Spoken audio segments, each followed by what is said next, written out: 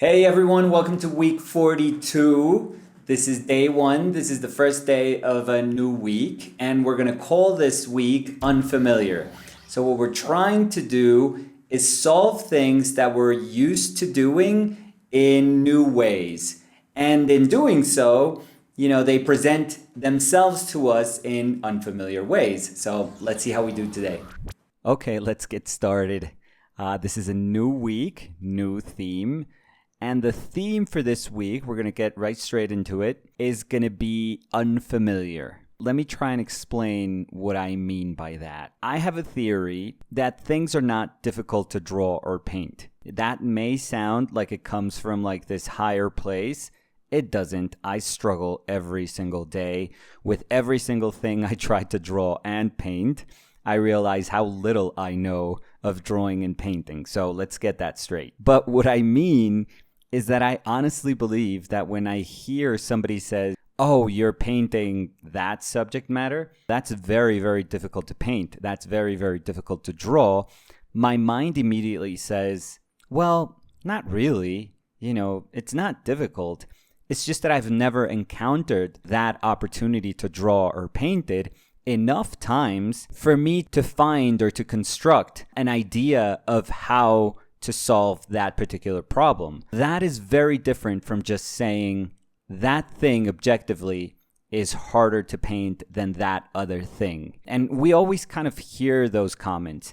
And I personally think that when people speak like that, when you catch yourself talking like that, what you're doing inadvertently is just telling yourself, even before you pick up a brush, even before you pick up a pencil, oh, this is going to be tough. This is going to really, really test me. I think that every day is a test. Every single day. I think you guys have heard me say, but, sometimes I'm shocked at how the simplest of subject matters that are presented with the most obvious of variables, conditions that I am completely aware of and that I've been able to paint maybe hundreds of times, end up giving me such a hard time. I mean, it becomes such a trial that I'm shocked. And I have to really reflect upon what happened. And I have to try and figure out if it was just a lack of concentration, if it was lack of practice, if I just wasn't there, or if something in particular gave me a hard time, if I forgot about my fundamentals of painting. I really have to sit down after I painted that painting or while I'm painting the painting, which is very tough, and say, why is this a problem that I'm used to solving now giving me a very hard time? So instead of thinking that there are tough things to paint and that we can just make a list of absurdly arbitrary things that we think or we deem are very tough to paint, I think that everything is hard to paint, which makes it exactly the same, which homogenizes like the painting act. So everything is equally as hard, or everything is equally as easy, or just plainly everything is. You just sit down and paint, period. It may take a little more time, it may take less time, it doesn't matter, but every single time it is a test. It is going to ask of you to be concentrated. It is going to ask of you to remind yourself of the fundamentals of painting.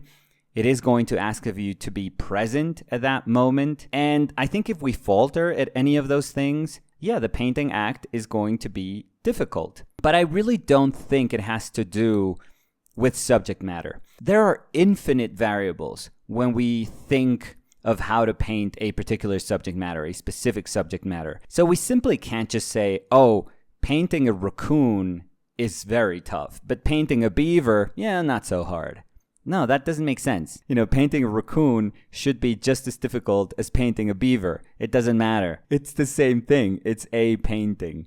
So what we're going to do this week is try to almost visualize this problem from another shore. And we're going to define it as unfamiliarity. We're just going to tell ourselves that what we think is difficult is just really unconventional ways in which a subject matter, a particular subject matter, presents itself to us. Why are we referring to these manners as unusual ways of the subject matter presenting itself to us? Quite simply because many times we get used to looking at nature in a certain way. For example, and this is going to be the simplest of examples. We are used to looking at people with a light source. Biggest light source in our planet is obviously the sun, and it's a light source that comes from above. So we've gotten used to understanding the way we human beings look like when we have a light source coming from up above. That for us is the norm. That is normal for us. That is the way we experience nature. That is the way we see each other. That is the way we understand each other. What happens when suddenly the light source changes direction? So what happens when our light source doesn't come from above, but comes from below? Suddenly, the way we are being portrayed by light, we haven't changed. Our form remains exactly the same. All that has changed is the direction of the light source. That's it. That's literally it. And what happens? We think it looks weird. We think it looks strange. We think it looks scary. We think it looks menacing. We associate this light source with horror. It's very strange because the emotion that we attach to our subject matter just changes completely. I don't know where that comes from, honestly.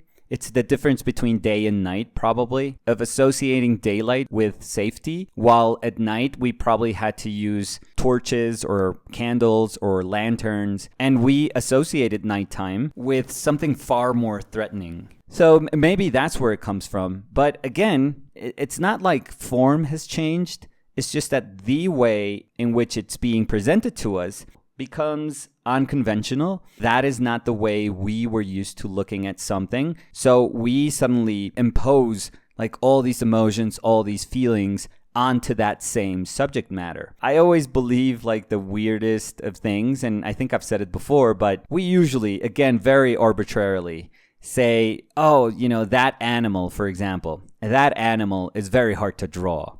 For example, historically, horses. We say, oh, horses, the grace, the anatomy, the power, the strength, they're very hard to draw. And we've associated that you have to have like a certain degree of talent to draw and paint a really nice horse. I am of the mindset that if an alien appeared in our open studio class and for some reason they just wanted to pose, they said, hey, this is something that humans do. They get naked and they pose for clothed people. I'm going to do as humans do. I'm going to pose. I think that if we've never ever seen an alien before, and this is the first time we see it, obviously in life painting class, we would be able to paint or draw that alien far more effectively than if they put a horse in front of us and we have already created this idea. We have all these notions of how difficult it is to draw or paint a horse. I think that if that alien, as complex of a shape that it can be, was in front of us, we would actually do a better job than we would do with a horse. We would probably give Joe Alien a job next week and we would just say, hey, horse, thank you, but you were too tough. Goodbye. Now, why am I saying horses? Because historically, they have been tough to paint. For example, this particular painting of Uccello, of Paolo Uccello, is incredibly famous because of what he was trying to do with his horses. Now, this was a time where they were trying to make advances in perspective. And Uccello was incredibly ambitious. It was tough enough to draw or paint a horse at that moment, but he was like, no, I want to paint a horse lying down. I want to see the underside of his belly. He wanted to tackle that problem. How effective was he in resolving that? Well, maybe not great. I mean, both of those horses that are in perspective, they feel kind of weird. But honestly, it doesn't matter. It was just genius of him to attempt to do something like that. I mean, even the knight that is in perspective, that is off to the right side, yeah, he feels kind of strange. But it was just about embarking in this endeavor that nobody had tried to solve before. And that's what's commendable about those efforts. Now, why is this important, you may say? Like, why would attempting to paint something in an unconventional way, what does it matter? We could just live our life, presenting life as we are used to seeing it, and that's completely fine. Why do these efforts matter? And let's try to connect and create this chain of paintings. So without that Uccello, there wouldn't have been this Mantegna, this Andrea Mantegna, the very, very famous Dead Christ, where again, he's trying to present Christ in a way that nobody had ever presented Christ before. To impose perspective onto that body of Christ is just remarkable. And to try not only to speak about perspective in the body, but to do it with emotion, that's amazing. That's absolutely incredible. I mean, Manteña's effort honestly changed a lot of painting history, a lot of art history. Even if you look to the side, Mary Magdalene, that face that's slightly turning away from us, it's not a perfect profile, it's just slightly turning away. That is also part of that effort, in saying, yeah, I could do a profile, but let me try and see if I can slightly turn this head away from me and just kind of give it a far more organic nature. It was far more naturalist. These are some of the examples of what really is the bedrock of naturalist realist painting. So why is Manteña's painting important? The introduction of perspective within the figure is something that is quite immeasurable. I mean, that's invaluable in its own right. But the ripples that it created through painting are amazing. Now, there are other examples of dead Christs that have that perspective in high Renaissance, but I'm going to jump to the Baroque, and I'm going to show you two examples of Rembrandt. These two anatomy lessons that are kind of 20 years apart from each other. They're obviously paintings that would not exist if it wasn't for Manteña. Rembrandt wouldn't have done these two paintings if it wasn't for the painting that Manteña did. What was it? Maybe 150 years before him? So that's remarkable. Those two paintings of Rembrandt wouldn't exist. And this painting, which by the way, it's my favorite Dead Christ painting ever. That sounded kind of creepy, but I think Dead Christ could be a category in painting. Kind of weird saying it out loud, but hundreds of years of painting really depended on the Catholic Church. So the depiction of Christ, even if we like it or not, goes hand in hand with the history and the development of painting. This Philippe de Champaigne painting of Christ is just insane. It's so good. For me, this Christ, it just exhibits a level of sensitivity. I think it's unmatched. I could spend my lifetime looking at this painting, learning from this painting. It's remarkable. It's one of the best paintings in history, in my mind at least. And again, it wouldn't be if it wasn't for that Manteña, for that weird way of presenting Christ. Now, why are we landing on this Philippe de Champaigne? Not only because it's an extraordinary painting, but because Nicola Samori, Italian contemporary artist, who is just out of this world, a lot of his paintings are based on Baroque paintings, but he took this painting, he took this Philippe de Champaigne painting and turned it into this painting, installation, sculpture, whatever you want to call it, this kind of hybrid, which is amazing. His kind of peeling paintings where the layer of paint is being kind of delaminated and it's kind of pulled, from the surface.